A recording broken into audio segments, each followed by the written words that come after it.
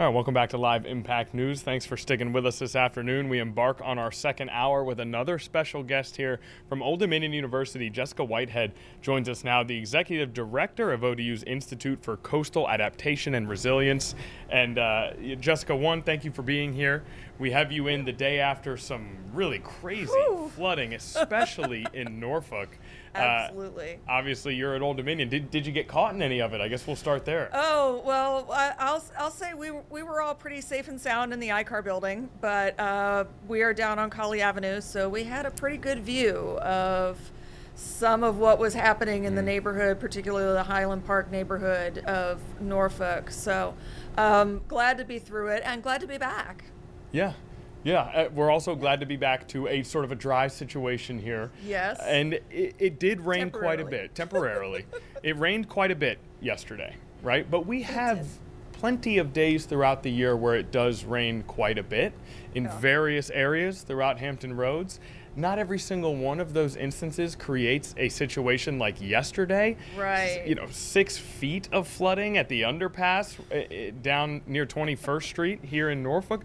Why did yesterday cause such a significant flooding event? Oh, yeah. And I happened to just drive through that underpass on my way to the studio from ICAR. Yeah. So it's a mind-boggling amount of water. And I think that's what it comes down to in yesterday's event. It's not that we don't get 2-inch or even occasionally every few years a 3 or 4 inch rainfall in 2 days or 24 hours even. The fact that we got it in somewhere between 2 and 3 hours, depending on where you were in the region, was really what was a tipping point for a lot of our infrastructure. I think it's really, really important to, if I want people to take something away about how we build stormwater infrastructure, it's that we can't make everything absolutely flood-proof because we don't have infinite money to do it. Infrastructure is expensive. Infrastructure is hard to build. You have to balance people and the environmental concerns and how much money it costs, all of these other things. So there's really no such thing as being able to completely 100% flood-proof a city. That said, we do a pretty good job here in Hampton Roads with trying to be proactive, but if you're getting what amounts to somewhere between a 1 in 50 to a 1 in 100 year return period on not necessarily the rainfall amount itself, but how short a time you get that rainfall in, that's the number one time where you start to see those stormwater systems over capacity. And we just mentioned that underpass 2 seconds ago. Naya had the video up, the very tippy top of that car. That was the top of a vehicle. It's still hard to believe even now just how much flooding was there. We saw that car drive right in and get stuck much later even in the afternoon. You mentioned how we simply don't have the money in order to provide the perfect infrastructure to keep everything as safe as possible from flooding situations, but that Norfolk and Hampton Roads do pretty good. Yeah. I'm wondering, is there one thing that is most important that we're maybe missing in this region that we need or that we should allocate, what resources we do have too? Yeah. So the one thing that I've been really adding today, thinking about viewers at home, what does this mean for you? What can you do? Because you know that I always love to come in and leave everybody with something that they can take home with, is understanding that flooding isn't one person's problem. It's everyone's problem, and everyone has a role that they can play in the system. Government can do a lot. Government cannot do everything. So if you are a homeowner or a renter in the Hampton Roads region, today is a great day to buy federal flood insurance. I say it every time I come in, but it really is something that is super protective. If you've been told, I can't get it because I'm a renter, that's not true. You can get policies as a renter. We know that so many people rent, particularly with the military-connected population in Hampton Roads who are here for a short time. Like that flood insurance is the number one thing that you can have to protect yourself. In situations like yesterday where it unfolded really quickly, and if you got out yesterday morning, I mean, it felt like the inside of your kitchen sponge, right? About 8 o'clock, 9 o'clock in the morning. The atmosphere was just so juiced yesterday. And that rain all came out at once. That was something that happened really, really quickly. know and be aware of how to get around. It's really hard to say. I want to acknowledge, again, we have a military population. Lots of people are new to Hampton Roads all the time. So it's not exactly fair to say, oh, you should live here, you should know this. We have a lot of people who come and go. We have a lot of people who live in one city and work in another. But tools like, not a paid product placement, but Waze is something that the city of Norfolk partners with. They have flood sensors out that actually begin to project when flooding may occur in certain intersections, and then drivers can add reports to Waze. That's one thing that the city of Norfolk has done, and then you could put Waze on yesterday and try to get and navigate around some of those flooded areas. The Hampton Roads PDC is working on plans and trying to get it funded to be able to expand that throughout Hampton Roads. We need to have more flood gauges so that they can figure out, all right, when is a trigger level for a certain place to flood? But some of these tools are out there, so knowing how to get around and being really aware as you move within Hampton Roads, critically important in events like this. Absolutely. That information and preparation, right? Always kind of the key in an event such as yesterday. But we also have a situation where there were so many people out and about yesterday. And a part of it is that the flash aspect of flash flooding, the quickness with which it can approach. Do you find as though it is something that is not attended to as quickly as it should be by people who are living their normal days, and maybe why, if that is the case? Yeah, I can speak to that a little bit. I think it's easier in some ways to message things like a coastal flood.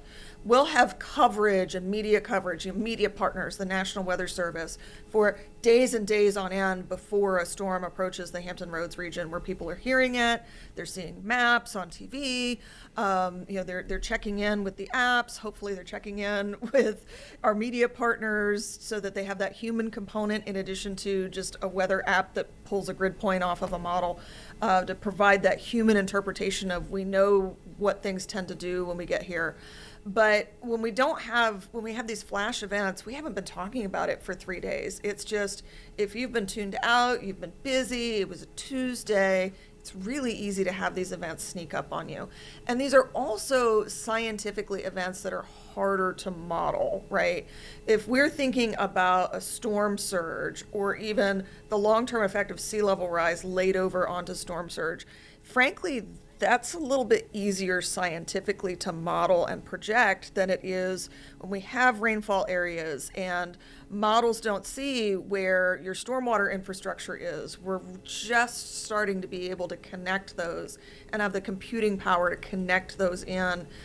So it's really, I would say, kind of experimental at this phase in places that are trying to figure out how to make that work.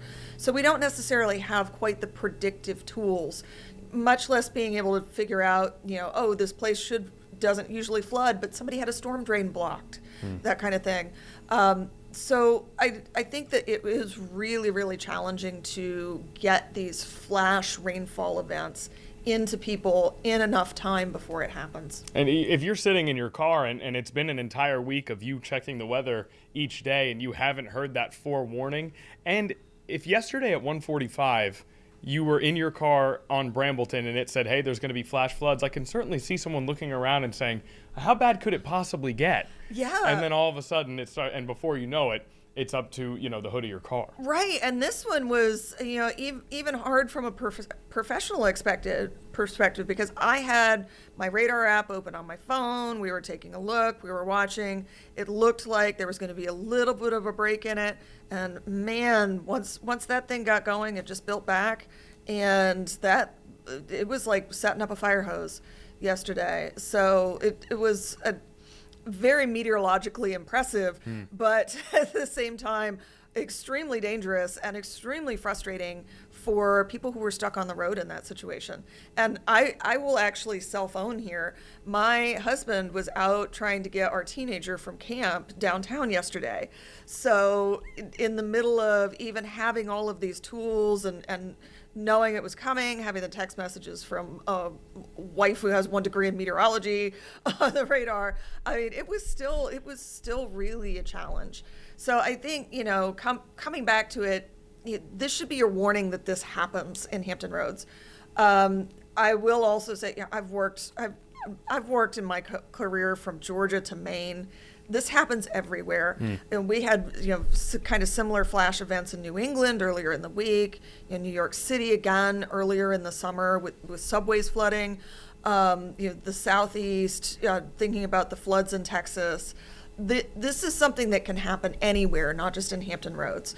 So understanding that this is something that can happen to you and having your own action plan for what you'll do when you get caught out or if you get caught out, and especially what to know if you're caught out and you can't get immediately to safety. Okay, good to know. And we do have a rule here on Live Impact News, is that if your self-own involves intentional and attentive parenting, then it doesn't count. It's null and void because parenting is just so difficult that there's going to be some self-owns, right? Part of it. I appreciate that. Yes. I very much appreciate that. And my kid is starting high school this year, and one of the things that is my kid's thinking about is whether or not to go into these fields. So something related to coastal resilience. So I think it was, I was happy to hear the report when I came home that pitching in down at camp and helping with some of the counselors with some of the younger kids. So it was all right. It worked out. Okay, nice. It worked out. So ninth grade, considering coastal resilience, is earth science on the course load for this year then? Environmental biology, I think, is actually what's on the course load. I got the schedule this morning. So that's kind of interesting. Yeah. I took my teenager for the first time to a scientific conference with me to help me out. I went up to Montreal to the American Geophysical Union's conference on usable sea level projections, and it was the week after coming back from 2 months of surgical leave. So it was great help to me, and actually went to some sessions and came back and said, hey, some of this glacier stuff's really cool. Yeah. So building the next generation of scientists Sort right of here in Hampton Roads. A double whammy there. You get a little bit of free assistance, and they get an interest in environmental science. We love to see it. Yep. Here, carry mom's computer. That's right. Now, you mentioned some of those sort of rising sea levels. We know that here in Hampton Roads that's a big problem, but then you also mentioned that from Maine all the way to Georgia, we see these flooding issues. What's unique about Hampton Roads' sort of susceptibility to this? Oh, so one of the challenges that we have is we're located about midway up the East Coast, so we get a little bit of an extra push sometimes in ocean circulation patterns related to sea level rise. But we also have groundwater, basically compaction in the region. If we go back, thousands and thousands and thousands of years, we had impact from a crater. We have the recovery from the last ice age, where we still have some sinking and some rebound. And then we also have groundwater extraction in Hampton Roads. If you're not familiar with the Hampton Roads Sanitation District SWIFT project, it's really, really cool. They are working on treating wastewater to the point where it's clean enough to be reinjected into the Potomac aquifer.